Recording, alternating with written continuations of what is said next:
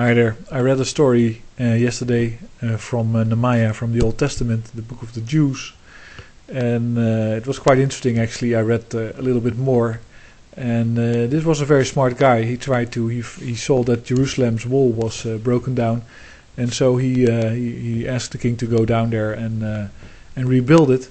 And in rebuilding it, he basically created a cell of or a group of new Jews. But he was a very generous, very modest person. The way he did it was also very smart. He of course he had this project, the wall, and he let everybody participate, and he named everybody, so he gave people a lot of pride in their work and an identity. And halfway that he was building, the Arabs in the region or the Persians, they didn't really like it because, of course, if you build a wall, you can kind of go on a hunting trip and go back when you've stolen something, and you hide in your wall. So they saw it as a threat. Just like when somebody tries to learn how to shoot a gun, suddenly you say, oh, why are you doing that?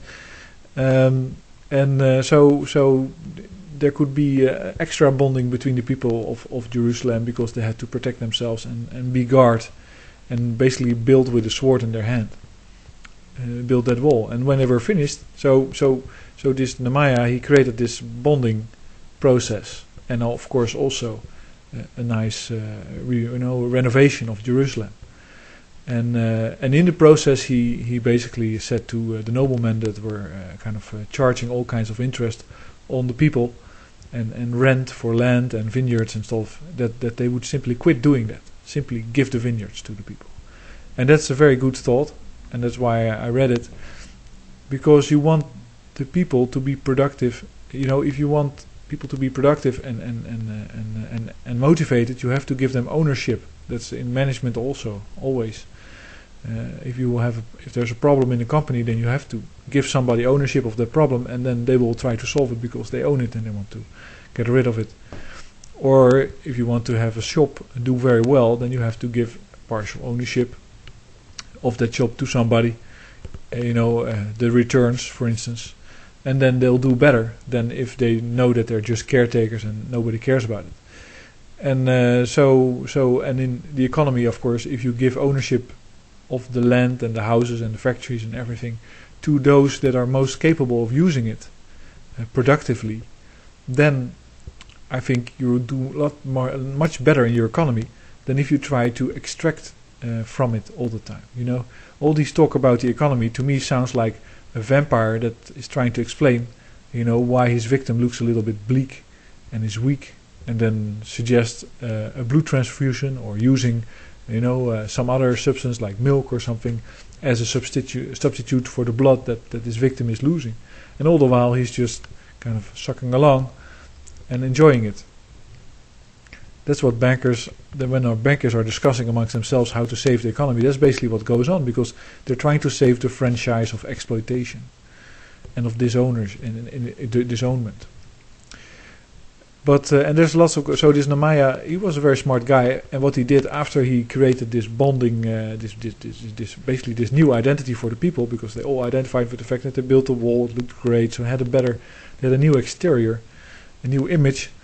He he started classes in Jewish law, and he basically did every day from the morning until 12 or something. The law was read, and everybody had to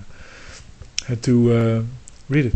And it was funny because then he writes, oh dear Lord, don't blame me because I did this and that, and I was actually very good, and he was very humble because he did banquets every day, or most or every other day or something for the whole period that he was there, and he didn't extract tax from the people, but of course he did require, let's say, 2 veal and 5 chickens and every day from everybody. But of course that was not a big burden. And if you have somebody that keeps people talking to each other, that kind of avoids conflict that way, that makes sure that everybody knows what other people are thinking, then you actually have a quite a good model for how do you call that? Poldercultuur or polder politics, as we say in Holland, where everybody's talking to each other so often that everybody knows where everybody stands, and you have much less conflict. It's really hard for me to look at the U.S. Politics at the moment, and if I were an American, I would try to there's a point at which you kind of can decide whether somebody is, let's say, on board with politics at all or not. If you are on board with politics, you're about trying to get your way, of course, but get your way as you're trying to use all the resources available to manage them as best as possible for the benefit of your constituency. So there is some interest from your constituency in what you're doing. But with the Republicans, you can clearly see that there's none. There's none. There's only self-interest. So I can be a Republican senator at the moment and talk about golf and say, yeah, golf is nice. Don't worry about the oil spill. Don't worry about the fact that scientists say that it's 10 times as big as people say they are. Don't worry about the fact that you, as Republicans, don't even know where it is. Just go play golf, and we have to drill, and Alaska has to be exploited and all that stuff.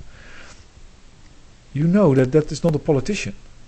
That's just a hired assassin, basically. Because how many people's livelihoods are destroyed? How many animals are destroyed? What ecosystem is destroyed? What touristic attractions are destroyed? It's all destruction, and somebody says it's no problem. If you're in a boat and you're trying to row, then you might, bicker about the direction, but you should try to get ahead. And so if I was like a Louisiana shrimp fisherman, and I watched television and somebody told me in my face that really I shouldn't worry, but I look around me and there's no help, and I'm going broke, and it's all because of that oil spill, then I would be pretty angry. Then I really would think, well, maybe you're not my senator, or you're not my representative, or maybe you should not be in the representative body of this country, because you might differ about the way you achieve a solution, but if there's a clear problem, you should try to get a solution. Anyway, and there's another thing. There's something that's a little bit unrelated, but I got a comment about America. But America saved Europe in the Second World War, and yes, they did. But sometimes people then say, okay, but many people died in the Second World War, and you should feel guilty about it. Well, the people that are saying that didn't die in the Second World War, and if you are quite observant, then you can see that the people that have survived the Second World War and are in America are not in very good shape usually. And especially in any other war, like Vietnam or Iraq, soldiers that come back are not taken care of. So even in Iraq, if Iraq would have been an important war for Europe, and some American would have said, soldiers have died in Iraq and don't you feel guilty? No, I don't feel guilty, because you didn't die in the war, and I could help your family, but you're not helping your family. You're not helping the families of the soldiers. You're letting them commit suicide at alarming rates in your country. And if they're maimed and destitute and out of a job, you don't help them. Maybe citizens of the US would do as a patriot. Every time you say, well, we have to protect the soldiers, so we have to give $5 billion to Afghanistan, you're forgetting that there's lots of soldiers in the US that you should protect, and you should give $5 billion to them. And there's people that are concerned about that. But it just completely destroys any moral high ground in that matter. And that, of course, also goes for the Jews. When they say, well, we died in Auschwitz. Yes, you died in Auschwitz. Or the Jews died in Auschwitz. You didn't die in Auschwitz. So why should I give anything to you for your family dying in Auschwitz? Well, of course, me personally, I don't have anything to do with it. But I think there's a very good point. And it's always creating new divisions and conflicts. Those type of remarks. And I guess I'm not in favor of any conflict anywhere. But thanks for listening, and I hope you appreciate it.